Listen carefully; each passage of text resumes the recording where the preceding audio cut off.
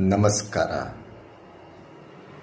J ಮೇ ಪೆಲೆ ಚೇತನ್. ನನ್ನ ಹೆಸರು ಚೇತನ್ ಅಂತ ಫ್ರೆಂಚಲ್ಲಿ ಹೇಳಿದಿವಾಗ. ಸೊ ಕೆಲವೊಂದು ಸಲ ಯಾವಾಗಲೂ ಹೀಗೆ ಏನಾದ್ರು ಹೊಸದು ಕಲಿಬೇಕು ಅಂತ ಇದು ಮಾಡಿದಾಗ ಒಂದು 4-5 ಫ್ರೆಂಚ್ ಪದಗಳು, ಇಂಗ್ಲೀಷು, ಹಿಂದಿ, ಕನ್ನಡ,